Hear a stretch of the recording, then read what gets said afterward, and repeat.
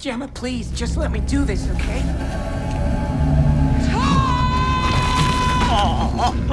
Gemma! Are you overwhelmed again, Mother? This is something that I can do. Please, just let me do this.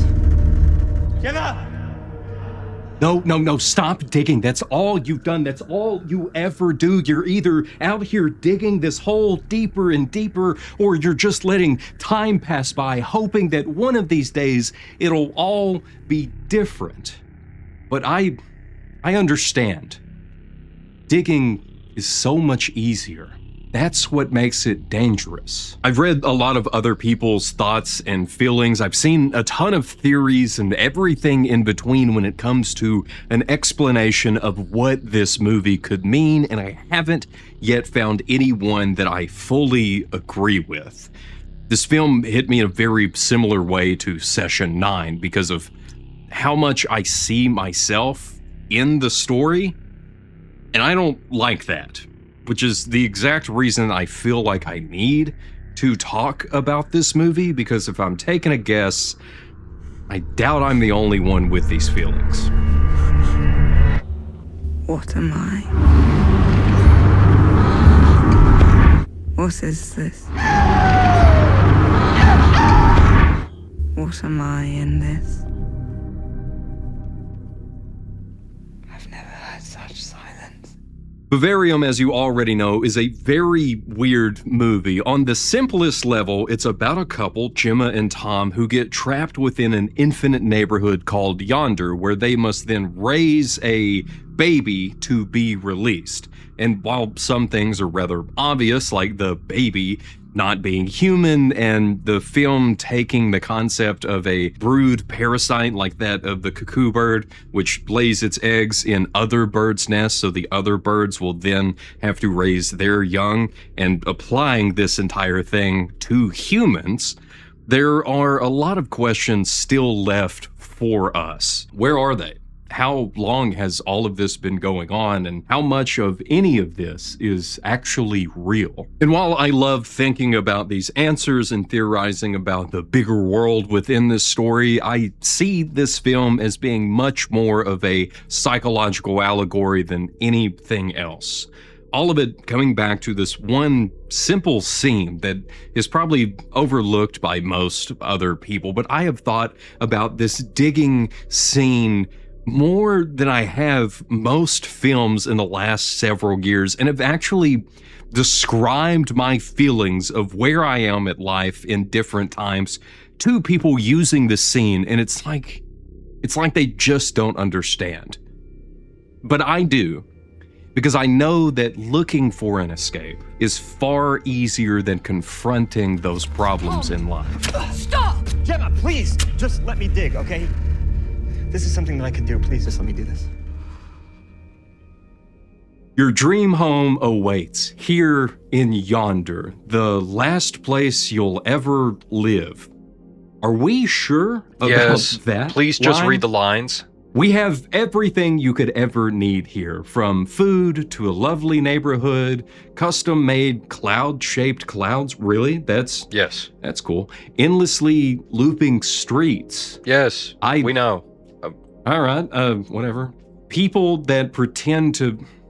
Would you please? They pretend to be dogs? Yes, do your job. Why are they pretending to be dogs? It's so their kids know what a dog is. But why not just have a dog? Because there's no dogs here in Yonder. You know what?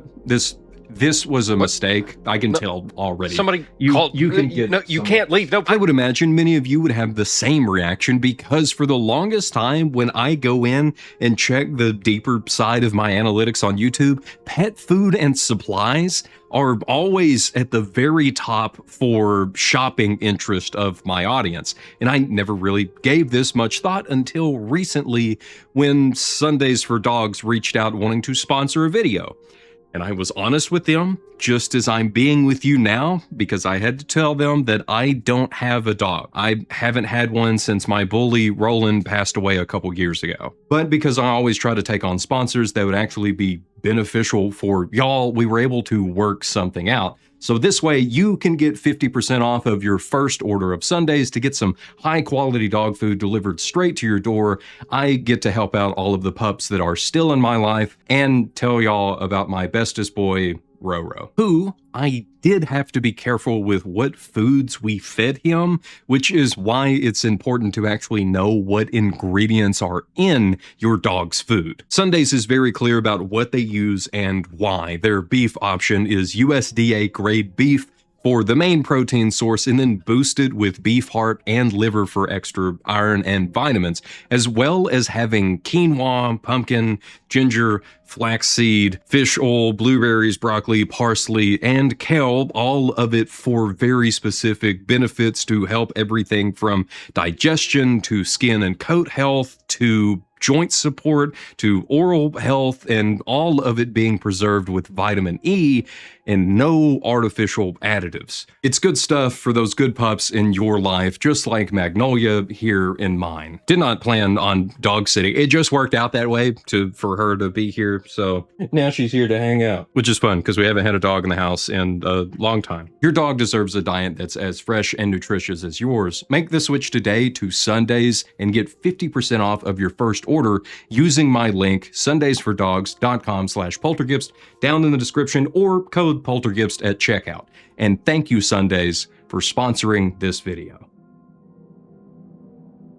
I'm assuming if you're watching this video, you've seen the film and you likely have questions. I know already a lot of you just like to watch me talk about movies, and that's great, but seriously, you should go and watch this with the understanding of what a vivarium is. The moment that I looked up what this word means, everything clicked because I didn't connect it with aquarium or terrarium, but a vivarium is a place such as a laboratory where live animals or plants are kept under conditions simulating their natural environment as for research. The moment I read this, a lot of things for the film clicked into place for me, as well as fully understanding what we're seeing during this title sequence. It's one of the brood parasite birds taking over a nest, literally being the first one to hatch, and then pushing all of the other new hatchlings out of the nest so it can be the only bird being taken care of by its new host mother. It's very jarring to see because you don't understand yet how this connects in with the rest of the story. Like, we haven't even met Gemma and learned that she's a teacher at a school, or Tom and found out that he's one of the maintenance men that works there probably for the school district, or even had a moment where one of Gemma's students finds one of these birds that was pushed out of the nest, as she then questions Gemma on why this had to happen to this poor little bird. And Gemma's answer is just, it's nature. This is just the way things are. I don't like the way things are.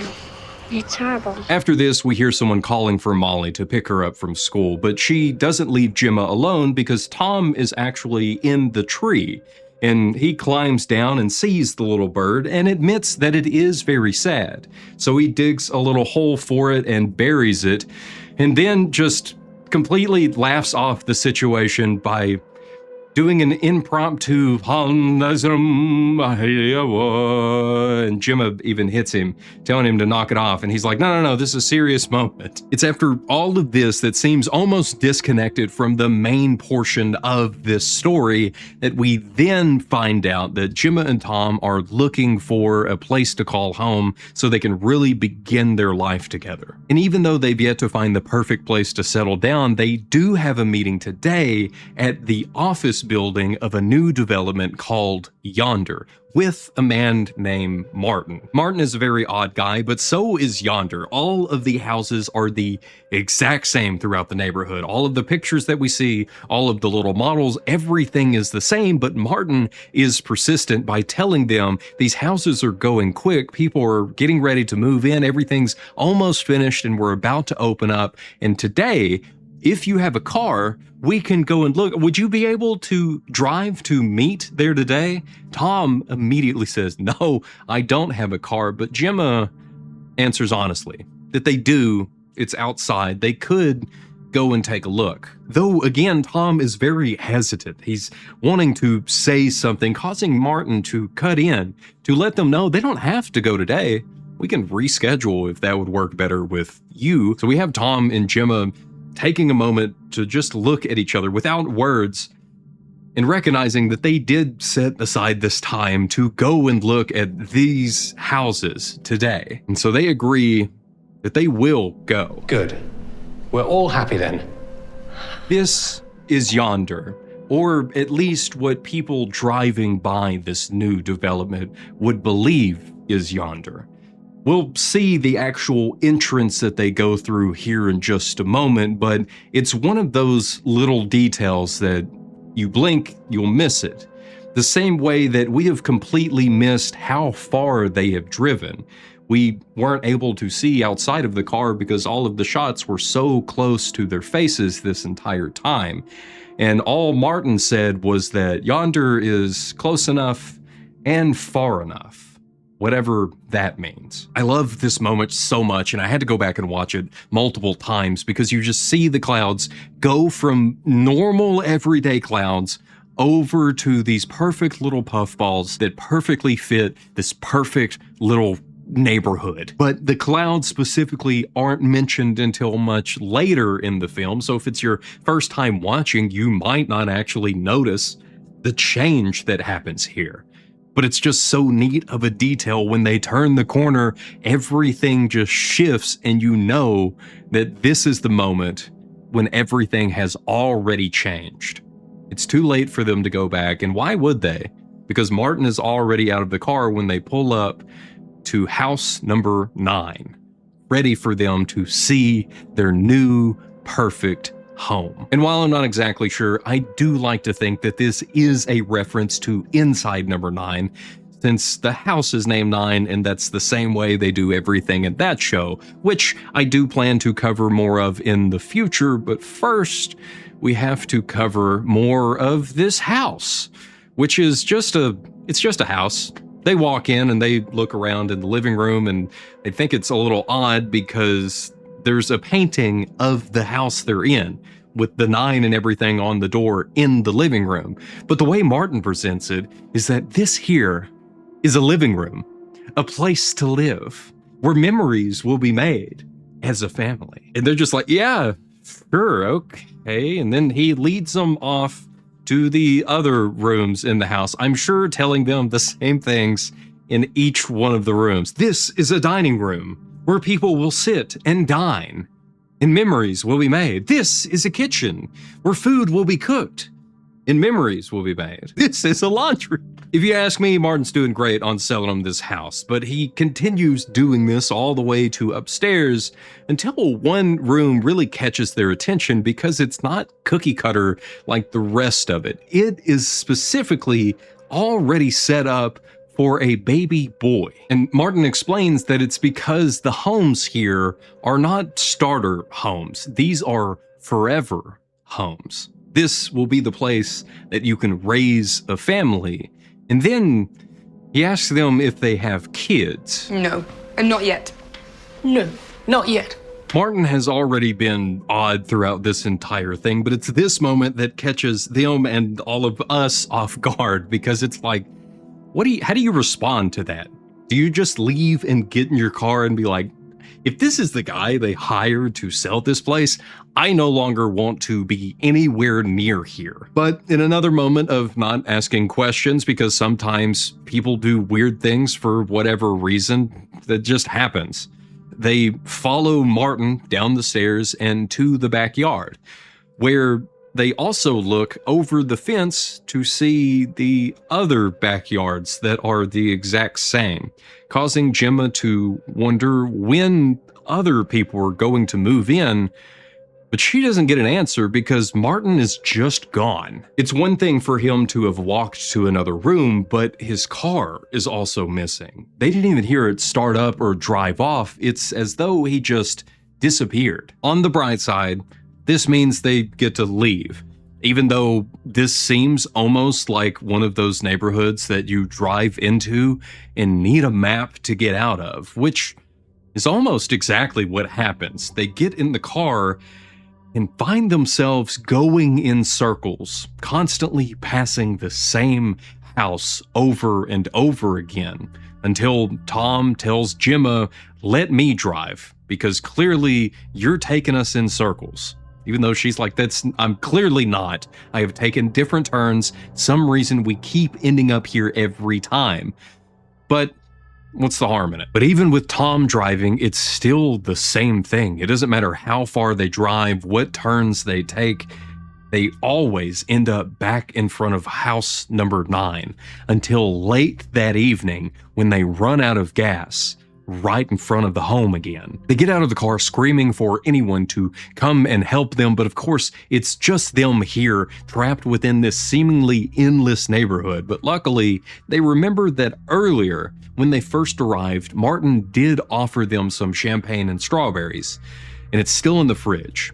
And it's here that when they go in, they taste the champagne and the strawberries, and there's just nothing. And it drives me nuts, because if they would have just at least tried a strawberry like Martin suggested, they probably wouldn't be in this situation. Because that would be super weird to try a strawberry and to have just no sense of flavor from it. It just being a thing in your mouth that you then swallow, completely fake. It's also drives me nuts knowing that Martin did offer for them to reschedule, and they had all of these moments where they could have gotten out of here, but they didn't. And so now they're here late at night, all alone, and it's just so quiet. I've never heard such silence. The next morning, they do the smartest thing they could possibly do. They decide to get out Tom's ladder and get on the roof to see where they need to go. But what he sees from up here is the last thing he could have hoped for. Endless rows of the exact same houses that they keep looking at, all of them in every single direction, with the clouds all just being scattered throughout the sky, these perfect little fluff balls, all of it being a signal to them that something is very wrong. But I love the way that Tom answers Gemma's question. When she asks him, what's up there? What does he see? He just tells her, we can follow the sun. We can surely make it out of here. I know that we seem to be going in circles anytime that we try to leave this place, but if we just follow the sun, surely it will lead us to somewhere new. So that's what they do. Through the streets, through backyards, they're grabbing chairs, they're climbing fences. They do this all day until late into the evening, when finally Gemma goes to climb over a fence and she sees a light on within one of the houses. Thinking that there's someone in there, they get excited, they climb over and they go inside yelling for someone to come out. When they see on the table, it's the same champagne and strawberries that they tried the night before. It's at this point that things really begin to click for me in the story, because they're both trying so hard to get out of this situation. And no matter what they seem to do, they are just stuck here. Luckily, they're stuck together, and they haven't yet to really come into their own at this point, but they will here shortly within the story. But it still is so clear that they are trying to get out of this situation. Even if there is an opposing force trying its hardest to keep them there, literally presenting them with a box in the middle of the street full of food and all of the essentials they would need to just get by. Tom and Gemma still choose to fight as they set the place on fire and then wait for someone to come along and pull them out of here. They eventually fall asleep, waking up the next morning with everything covered in ash and it's still very smoky in the area, to notice a new box sitting in the road. This is the new egg. It was placed in this nest by a different bird that they now have to take care of. It's a boy. Honestly, my first thought is that that's a cute baby. Though the message on the inside of the box would have me, a father of 5, asking a lot of questions, because it reads, raise the child and be released. Now, I know this is the direction that the movie is going, that many people take this as the struggles of motherhood and being a parent and raising a child within a suburban lifestyle neighborhood and how that's sort of like forced. I understand all of that, right? But for this video and for what I'm explaining, I want you to take that entire understanding and throw it out the window, because my entire understanding of the film is so different from that line of thinking, to the point that when I'm even watching the writers talk about how they made this film, it's not at all what I expected. I thought they started with the entire idea of the brood parasites, and then you were just like, this is a cool concept, let's apply that over to humans and then make a movie. They started with Yonder and this infinite neighborhood and all of the houses being the same, and then worked their way back. Even the opening scene with the birds and all of that was briefly removed from the script and then later put back in because of how the story progressed. Thankfully for me, Lorcan Finnegan, who's the writer and director of this film, fully admitted in an interview after Vivarium came out that he enjoys watching the fan theories and explanations of his film, saying that some of the conclusions that people came to were not intended or even thought about by him. But he fully admits that he was so close to the project, it was hard for him to personally analyze and say what it actually means, leaving that to other people that are coming into it cold with their own understanding of life and what is happening here, seeing it play out before them, and understanding that even though that's not what he had in mind, it's in some ways better not to tell people what to think, so you get to hear what they got out of the entire experience, which is exactly what I'm doing here, just giving you my interpretation of how this film hit me. It's not necessarily right, it's not necessarily wrong, it's just my experience with it. I say all of that because for me, this is when the story really begins. Everything else has just been set up so far, so we have an introduction to our characters and their situation around them. But then we immediately cut to 98 days later. How is this my fault, Tom? It's just this place is making me crazy. It's already incredibly jarring to go from the baby in a box to this kid now mimicking Gemma and Tom one morning, but it's even more so when he gets all excited about being measured today. Because just like every single day before, he's a little bit taller. A little bit is an understatement. Clearly this kid thing is growing at an inhuman rate, but what really stands out to me in this scene are two things. First being what the kid says and how he says it. Because at one point he says that he's growing as fast as a dog, but the weird inflections he has in his voice is just mimicry from what he has heard before, which is why he then has to ask, what is a dog? Because he's never seen one. He's never been around a dog before. And they tell him he already knows what one is, and all he knows is that they bark, which is exactly what he begins to do as he runs around the house, barking like what I guess he imagines a dog is. Speaking of dog, on the wrong side, you gotta see this. Her ears covering her eye. I'm gonna pick up tomorrow. There's the microphone, wow. But the other thing that really stands out in this scene is we can see the strain on the relationship between Tom and Gemma as Gemma sits down at the table with Tom and they just reach out to hold one another's hand because they understand just how stressful this entire situation is. But the kid also interrupts this.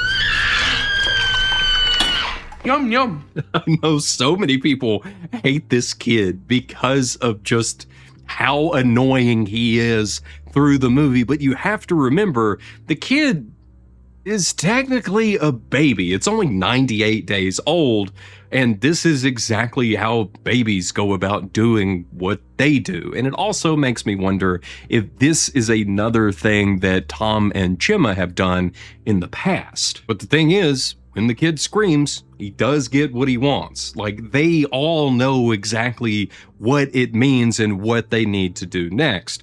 which is exactly why the kid is going to continue to do it, regardless of how grating on their nerves it is or on ours. We have a quick little moment that is interesting that does play into a mystery later on in the film that does get answered, but we see what they have to do with all of the scraps and the waste that they have from using anything throughout the house. They have to put it in the box that arrives at the house full of all of their essentials and food, and they set it up in the street again, and it will just disappear. Never noticing, it doesn't matter if they stand outside or not, it will just vanish when they're not paying attention. And the reason today for them not paying attention is the fact that Tom still has a few cigarettes left over that he has been able to stretch out for this entire time. This is sort of his go-to thing that Gemma doesn't really like, but just every now and then when he needs a little bit of nicotine to de-stress, he's able to pull a cigarette out, get a couple puffs, and then snuff it out to stretch them a little longer, which is why we see it's only like this long when he lights it up, smokes it until there is no more, and flicks it at the kid. But the moment it hits the grass just, I don't even know, it just disappears from that spot that it's in, which of course catches his attention, causing him to go and grab a shovel and begin digging. It's this moment that something changes in Tom, and it's also this moment that really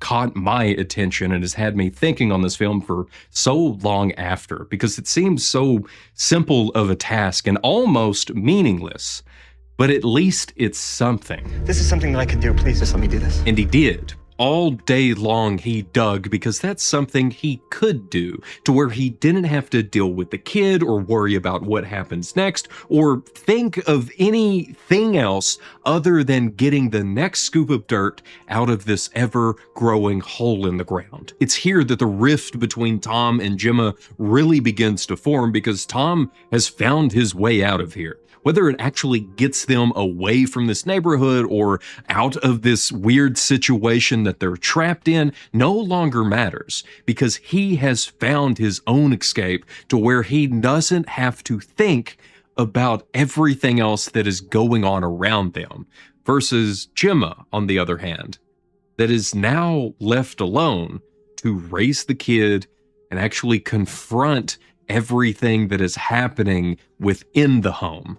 But we'll get to her and the spiral that she goes on in a moment. First, we still have this hole to dig. The next morning, after we see Gemma and Tom get up and get ready together, we completely skip over the screaming of the kid, because there's a new problem for us to focus on. The hole, the thing that causes Tom to get up from the table and head outside, even rejecting an offer from Gemma on his way out of the kitchen to help him dig, because as he says, they've only got the one shovel and the pickaxe is no longer much help because all of it just comes off in these clumps now. When what he's really saying is, this is something he needs to do alone. This is his way of getting away. And even if Gemma doesn't say anything in this moment, I'm sure she understands why Tom is going out there to dig and feels like that's something he needs to do now. But it also means that she is left here to deal with the kid. And we even have a moment where she's just sitting in front of the washing machine in the floor, just sort of holding herself, trying her hardest to get away in her own mind, because there's nothing else she can do except for be here and just let the moment pass by, because surely it can't be this bad forever, right? Surely it will get easier. Surely everything will just work out as soon as they have enough time pass that they raise this kid and everything will go back to normal. Right? That's Gemma's side of all of this, is that it's just the grit your teeth and bear it mentality until everything hopefully gets better one day. You just are there in the situation, you don't say much, you fake it until you make it sort of thing. And I've been in both situations before. I hate both so much. because it just seems easy in the moment, but nothing actually changes through either side here. You're either digging the freaking hole and nothing is going to change because you're not actually dealing with anything, versus not dealing with anything, hoping that it gets dealt with. Both of them are idiotic, and both of them are here in this film, and it's just presented so well, because you can see the deterioration even in their relationship as they begin to pull apart. That's why it's so neat that they show these little moments of their morning routine, of them brushing their teeth together. They're still together, but it won't be forever when this is the mentality of the two. Now, do you see why I felt like I needed to talk about this movie? Because I'm sure many of you out there, someone out there right now, is on one side or the other, or you've been in both positions before, and you just want everything to change or go back to the way things were, and it's just not happening.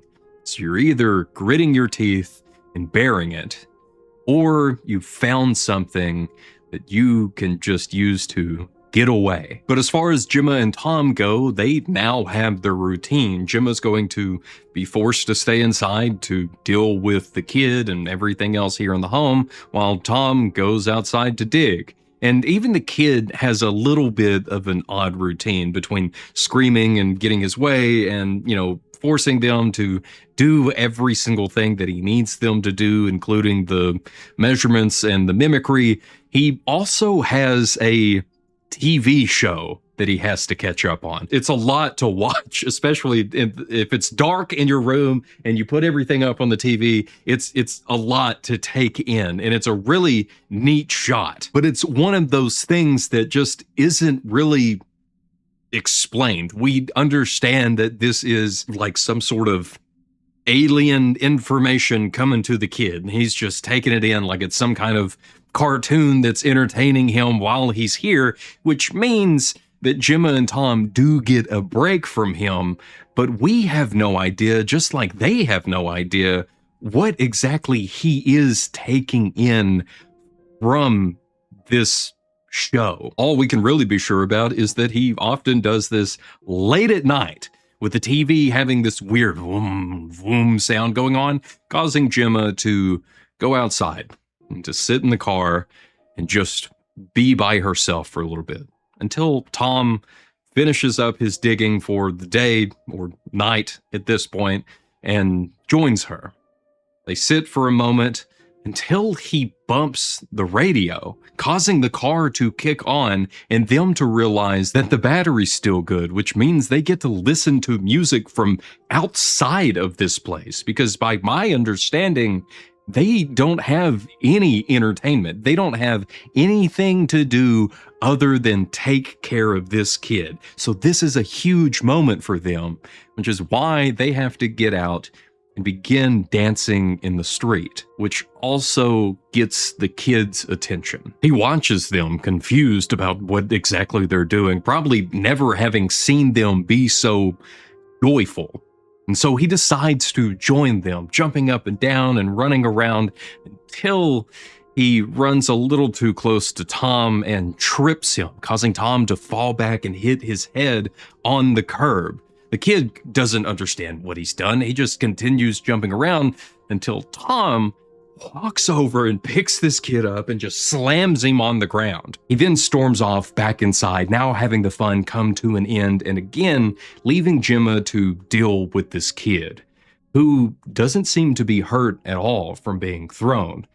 After Gemma checks on him to see if he's okay, he actually gets back up and begins dancing again in the street, this time alone and without music.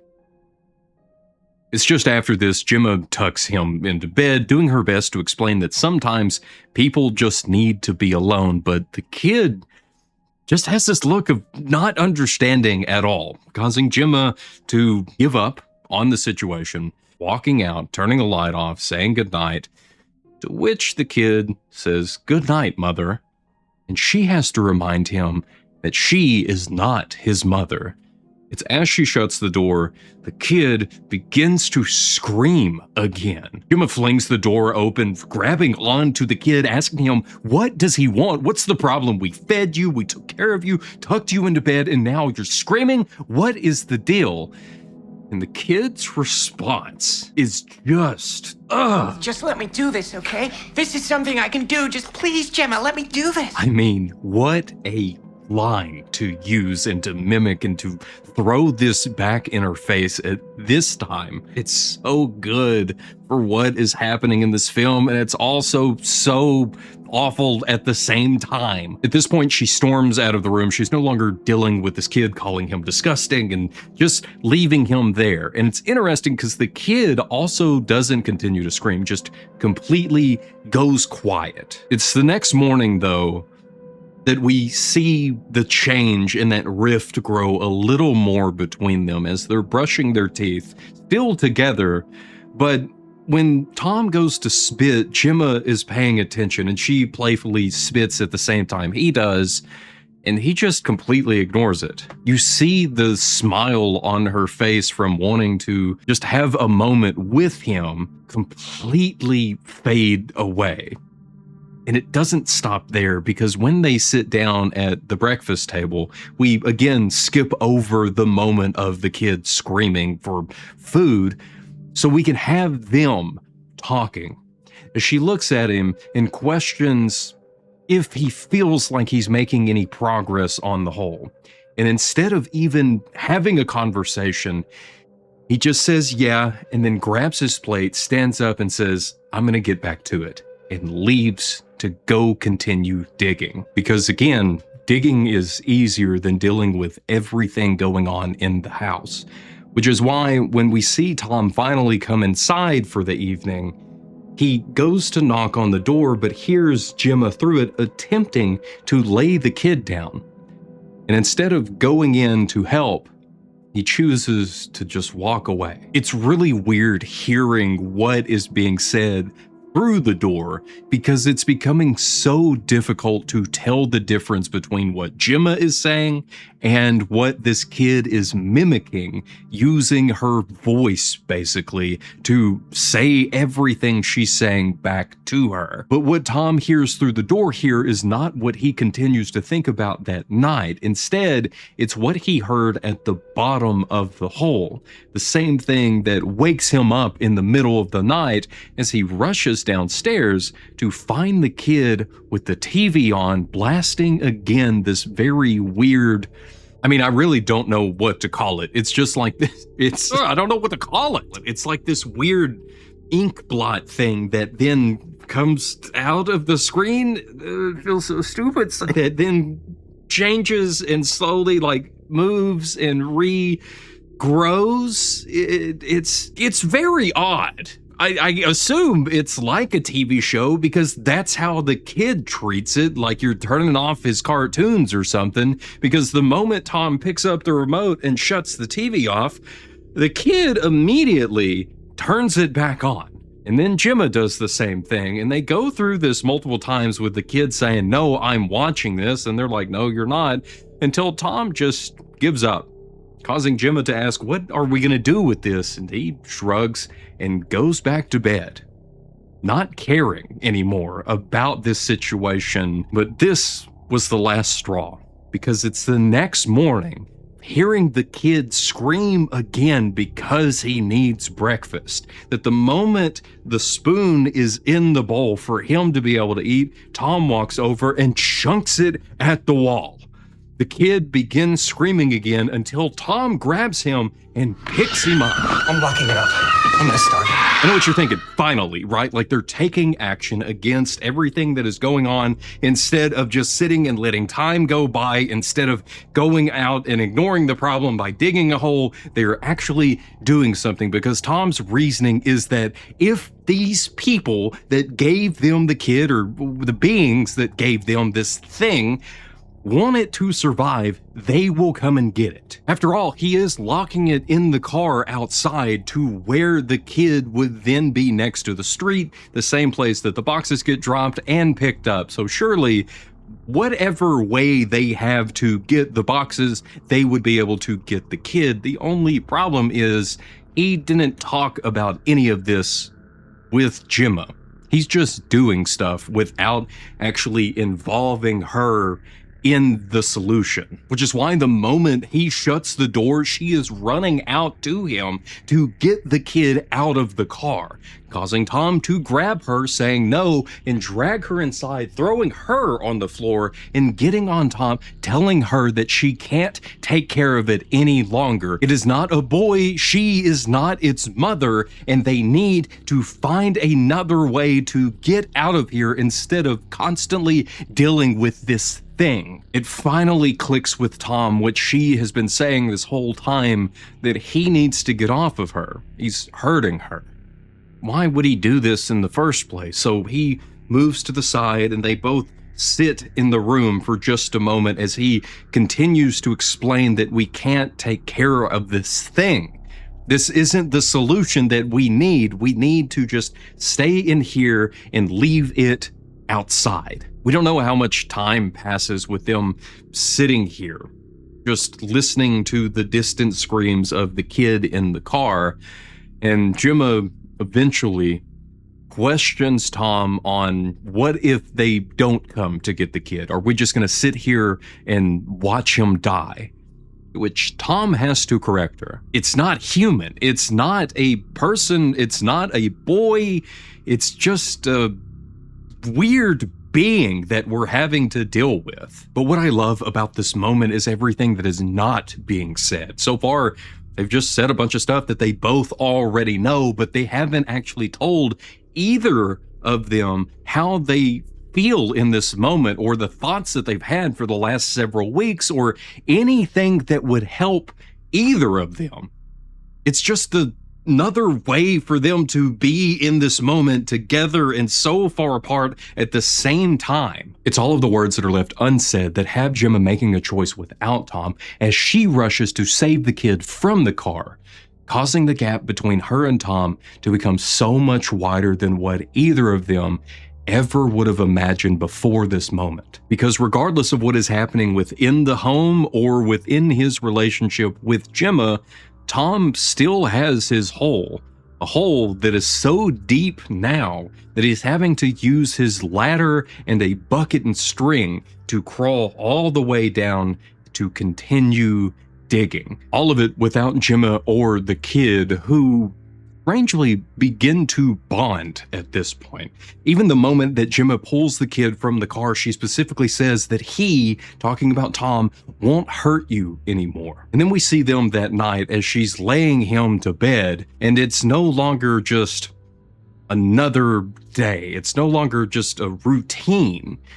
As she actually lays him down and tells him to have a nice dream. But he doesn't know what a dream is. He's never had a dream. Being almost the exact opposite of Tom in this moment, instead of running away and throwing herself into a distraction, she is trying her hardest to make the best of a bad situation, probably believing that if she treats the kid the same way that she treated all of her students that were in her class, maybe then things won't be so bad. Maybe then just one day everything will be good. Or it'll go back to the way that it was before. Maybe if she continues down this route, everything will change. And I love this entire decision so much for the story, because this is the way it works out. This is the way that it needs to be shown, to see that this also is not the solution to the problem, because this is still leading to many other problems now. The gap between Gemma and Tom has never been wider, and such a subtle moment of showing Tom eating alone while Gemma's outside having a picnic with the kid, all of it caused by decisions each of them made, and many words left as only thoughts. And we know they're capable of having a deeper conversation because we see it happen. Well, we see Gemma have a deeper conversation with the kid during their picnic in the backyard. All of it beginning with the clouds. Very odd-shaped clouds in the sky that are all so similar as she points to one and asks the kid, what does that cloud look like? And he says, of course, it looks like a cloud. And she points to another one, realizing that one also looks just like what you would think a cloud looks like. Where I come from, clouds come in all shapes and sizes. Some of them shaped like faces or cars or even dogs, which, of course, the kid knows about. And so he gives a little woof. And then Gemma looks at him and does the same thing until they're barking back and forth at each other, and she gets up on her hands and knees and just begins to lose her mind, barking at the sun and howling at nothing until she finally stops, catching her breath as the kid just watches on, being entertained. We see one last shot of the sun as it goes quiet, always silent here within Yonder. But then we see Gemma also silently crying in the bed, completely alone, because Tom is sleeping in the hole. Both of them suffering in their own way, but both of them suffering in the silence of it all. The next morning is no better. They're still off doing their own thing, with Gemma slowly getting out of bed, sitting on the edge of it, just trying to gather her thoughts before looking out the window to see Tom already digging, already back to work, already focusing on the one thing that seems to matter to him now. As we then watch Gemma walk over to brush her teeth alone. Only she has a moment after lifting the toothbrush up, putting toothpaste on, and then lowering it back down, likely wondering, what's the point? A moment of advice for anyone that has ever found themselves here in this situation. Brush your teeth. This is not a joke or anything like that. If you find yourself in this weird mental state of asking yourself, what's the point? Just go through the motion. Brush your teeth, get up, get dressed. Whether you're leaving the house or not, go ahead and put clothes on like you are going to go somewhere. I don't know what it is, but it gets the mind into a different state because you're actually trying instead of just ending up in this weird stasis. You'll find it odd how these little changes that you can make in your life when you're at a point like this can really change the outlook you have on everything around you. But speaking of change, there has been a lot of change for Gemma and for Tom. Everything going on between them and everything going on here in the house, it's all changed so much since when they first got here. And it's not just them, it's also the kid, because today he's not even here in the home. Gemma looks everywhere inside, can't find him, walks out to talk to Tom to see if he knows where the kid went, and of course, he's just so focused on digging this hole that it's like talking to a wall. So she walks the neighborhood, goes everywhere that she can, looking, calling for him, until she makes it back in the evening, and he's standing next to the hole holding a new book. It's odd because he can't answer where he was or who he was with, but it's enough information for Gemma to know that he wasn't alone. And looking at the book, she can tell that whoever is putting on his show on the TV were the same people that gave him this book, because a lot of the pictures are the same as what we're seeing on the screen, along with a bunch of other strange writings that clearly have to do with the situation they're in now. So in one of the smartest moves that anybody has taken within the film, Gemma has an idea. She just needs to talk with him, but she's not going to do it by talking at him. She wants to play a game, because kids like games. So she walks over, she unplugs the TV, so his show goes off. But then she sits down to tell him that she wants to play pretend. And the kid gets excited. He stands up and he asks, who should he pretend to be? So she thinks and says, pretend to be me, which he does. There's this thing she's constantly doing with her bangs, just sort of swiping them out of her face. And a word he latched onto early on was whatever. So he does it and says, whatever. And she claps, so excited because of how good he is at pretending to be her. So she requests for him to do Tom, and he does pretty well. It's all about digging the hole, and then he says, should I do a dog? And of course, she says, yes, absolutely do a dog. And he just woof, woof, woof. And she claps again, all excited, and then thinks for a moment of who else could he do? Nobody else here in the home. But what about someone he met today? He has already specifically said that he can't tell her who he met with today. But I guess they didn't tell him anything about pretending to be them, because he agrees and then steps back. And we see him lean over for a moment as he gets his head just right, and then starts to make this like gurgling noise as he lifts his neck, and these giant throat sacs begin to swell on him as he cries out in the same weird echoing sound that Tom has already heard at the bottom of his hole.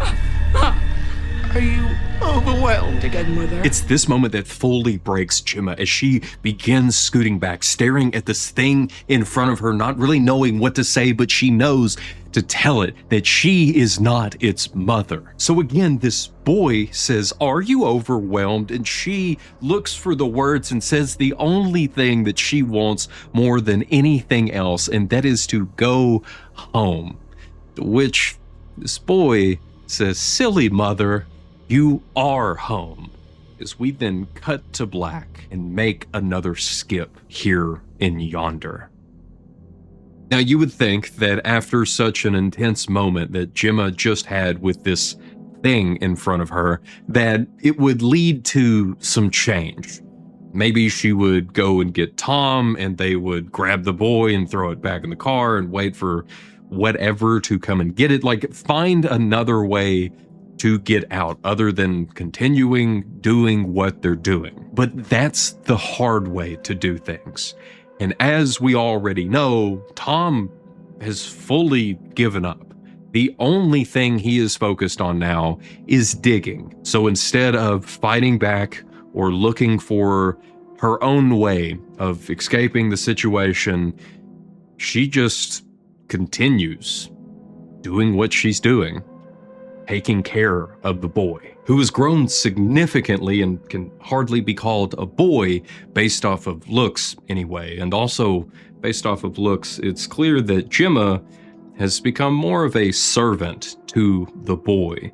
A servant without thought and of few words. Because to have words or thoughts would just lead to the realization that you're trapped here, that there's not a way out because you're just stuck doing the same thing, which is much easier than trying to change it up and find a way out, just going through the motions and having the same thought you've had for so long that it can't be this bad forever. The problem is, it's just gotten worse as we see her deliver the food over to the boy, who is no longer screaming, but he says, thank you, and she says, you're welcome, causing him to question if that's sarcasm or if she's genuinely saying you're welcome. And she says that she guesses it's genuine. He asks again if this is her being polite or she's saying this because she's scared. And she thinks that it's because of fear that she's now being nice to the boy. Surely, though, things can't get worse.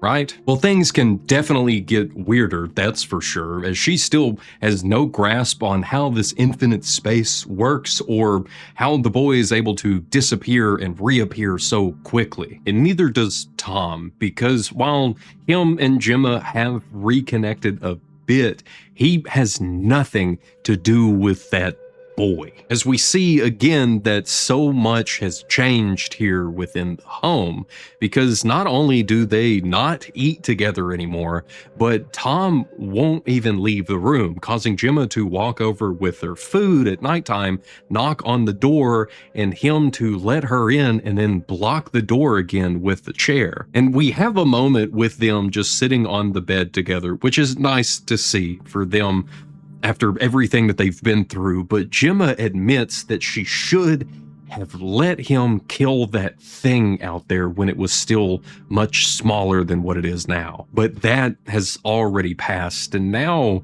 there's a bigger concern, because Tom has just done nothing but dig for so long now, and likely breathing in all of this weird dust, because the dirt in the hole is not normal dirt. That was immediately clear when they first started digging. That's why he said it comes out in these weird clumps, but it's not true soil like what he was used to.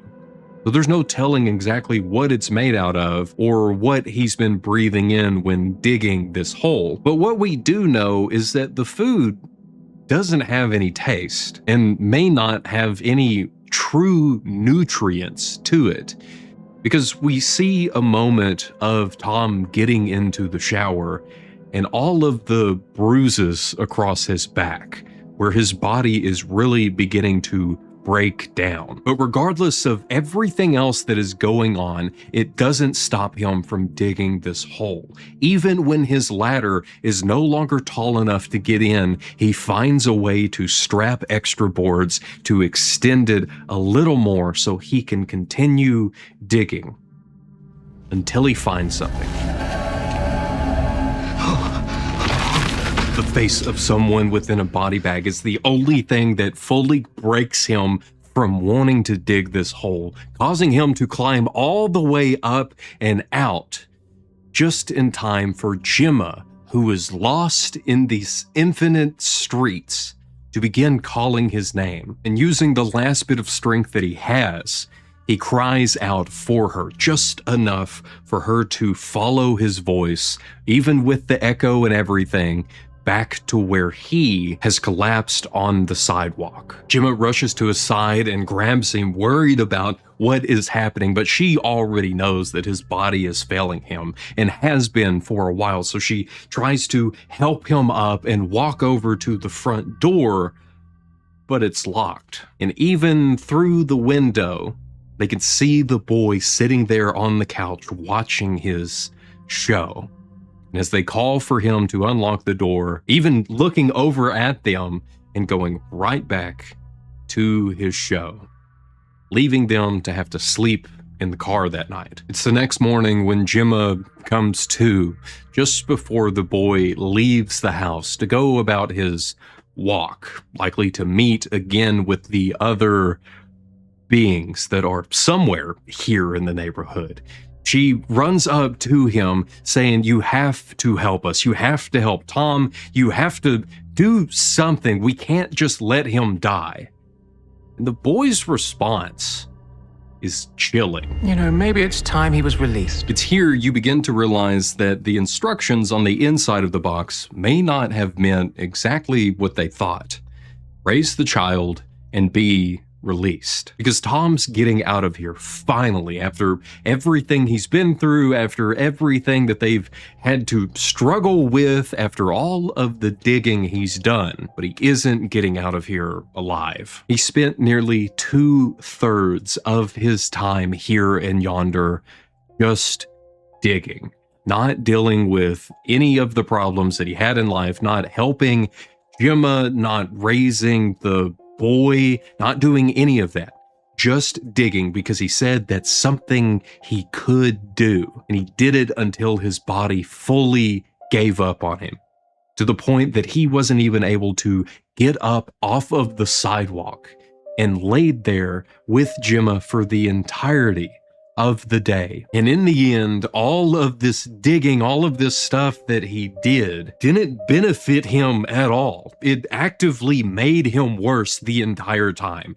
Instead of doing what he should have done and spent some time with Gemma for them to figure out exactly what they could do to fix this situation and to get out of here together, instead, he chose to just dig a stupid hole in the ground until he died.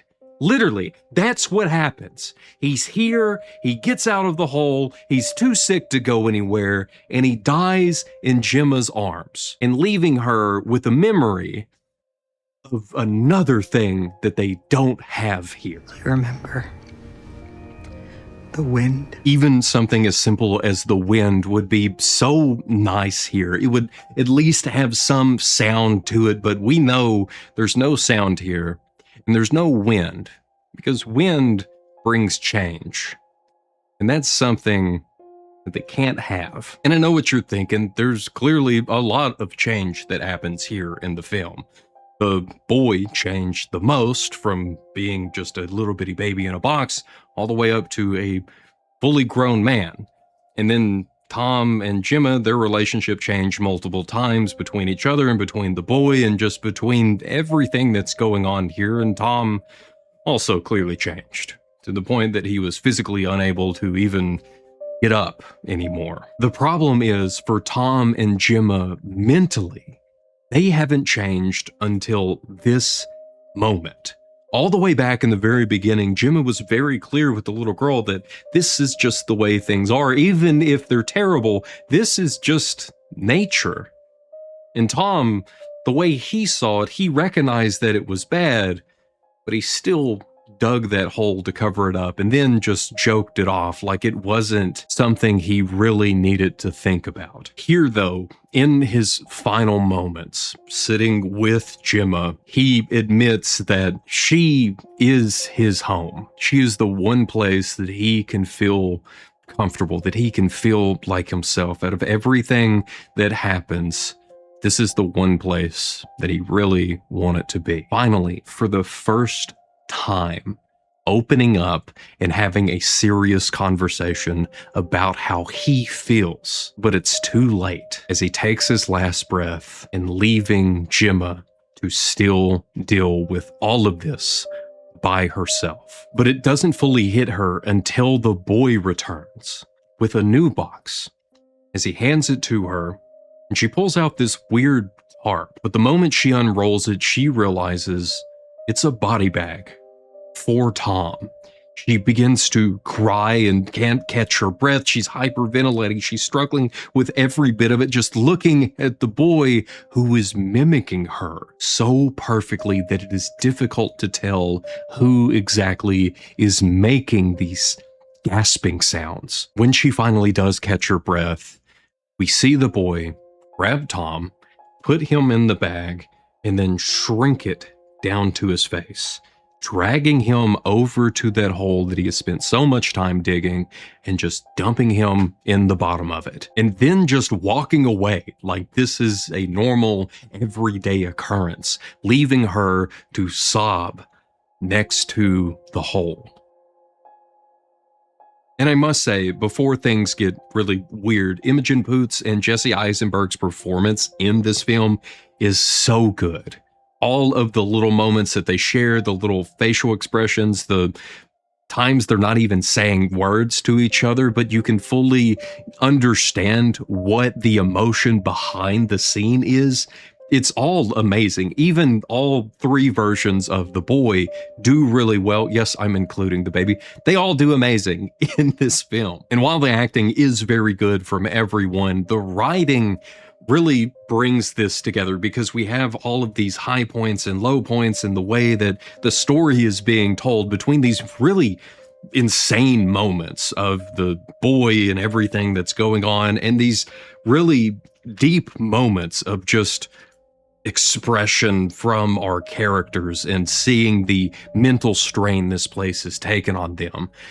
And it's in this next scene, everything just takes a turn because it's here that finally Gemma has realized she has to do something. No one else is going to do it for her. She has to be the one to take a stand and try to get out of here before she ends up at the bottom of the hole with Tom. So the next morning, when she's asleep in the car, she grabs the pickaxe and she waits for the boy to go on his normal walk. Being as quiet as she can, she sneaks up behind him and rears back just at the moment that he turns around, and she barely scratches him across the face, causing him to get on all fours and hiss at her and then crawl over to the sidewalk and lift it up.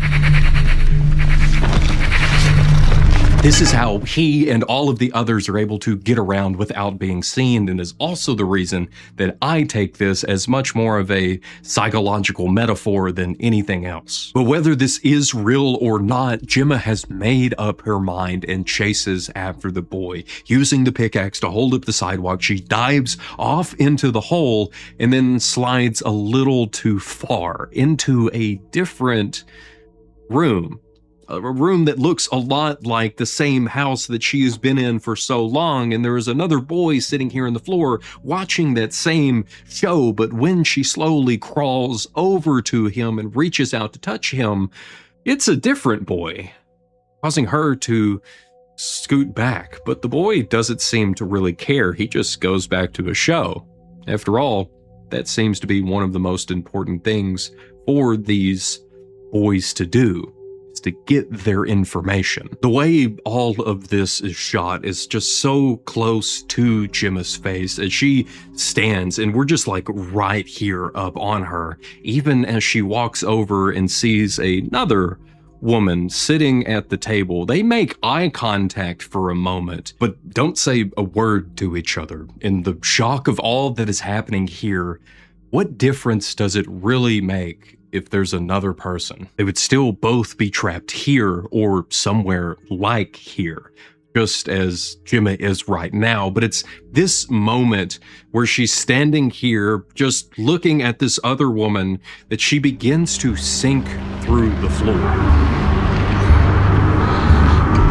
I have had a moment exactly like this. I know this is gonna sound insane, but I know how this feels.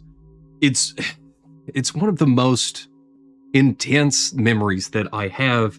After my mother died, I was, of course, struggling like anyone. But I remember getting home from school and just walking up to my bedroom. I threw my bag on the couch, and for whatever reason, I begin just sinking through the wood floor. I know now that this was just like an anxiety attack or something of the sort, but for the moment, me looking down and seeing my feet just sinking through wood was so much. It took a while, but I ended up coming to just, of course, in a puddle of my own tears, crying in the floor, which is, again, why moments like this in film are so cool, but at the same time causing this movie to hit me in such a different way than probably what was intended for most people.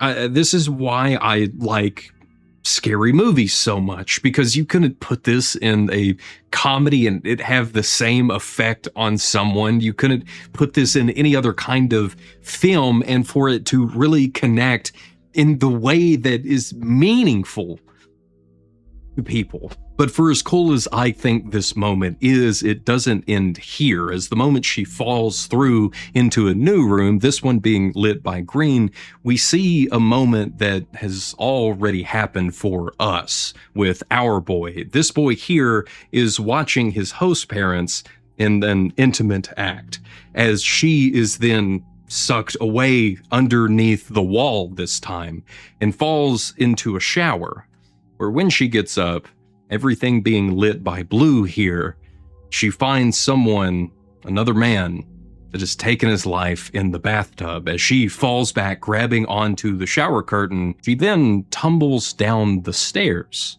of a house. All the colors have gone back to what they should be. It takes her a moment to get her bearings, but when she does finally get up and walk outside, she realizes that she's out front of the same house she has been in for this entire time. All of that she did trying to fight back finally was still too late for her too. We see Gemma collapse on the ground and just begin to scream until we get a close-up shot of her crying as her questions play over the top. And we see the boy at this point going around the house, fixing everything inside and preparing it for someone else. As Gemma asks, "What am I? What is this? What am I in this?" And the boy's answer is simple. She is a mother. Her purpose in all of this is to raise her son. And then after that, he is to die. All we wanted was a home. Silly mother, you are home. And now it's time for her to lay back and have a nice dream. As he goes to zip up the bag, and we hear Gemma mumble one last something. He unzips it and says, "What was that?" And she tells him one more time, "I am not your mother." And that's it. Gemma dies. And we hear the boy say that line that he picked up from her oh so long ago, almost a full year ago at this point. As he swipes his hair again and says, "Whatever." Zips the bag, goes outside, grabs the body, and throws it into the hole.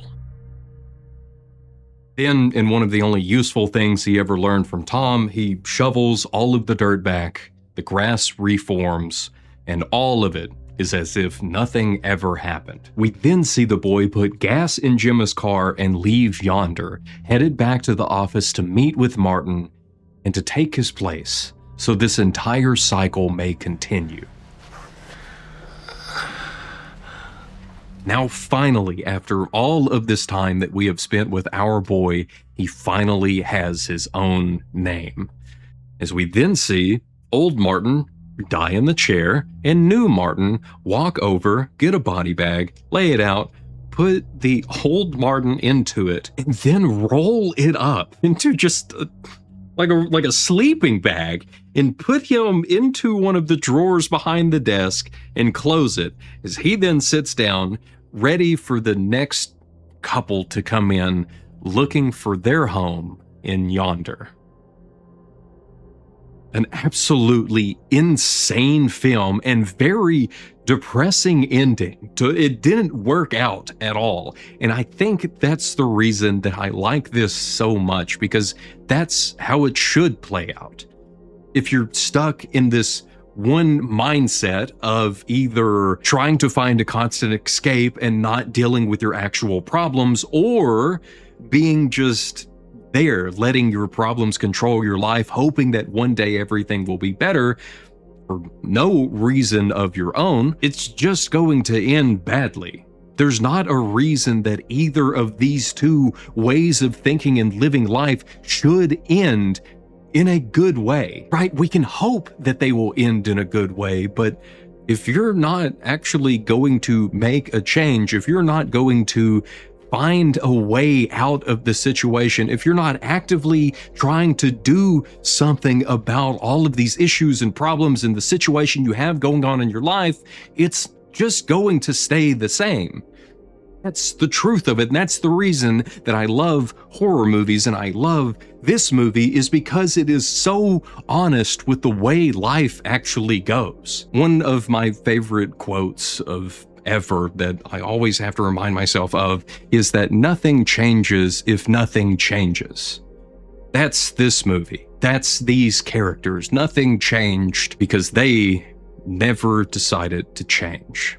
They were too busy believing that they could stay where they were, as well as never actually opening their mouth to tell the other people around them how they felt or what they thought. Everything could have worked out so differently if they would have just sat down and had more honest conversations. I know all of that is a lot, and I've said a lot more, but because this film hit me in the way that it did, I have so much to say. And so I really don't know at this point what all you've heard. But what I can say is that we know about Gemma and Tom and how they're represented within this psychological sphere of the film and my interpretation. But the boy being planted in their lives, being placed there as this egg that then hatches and causes all of these issues is just exactly that.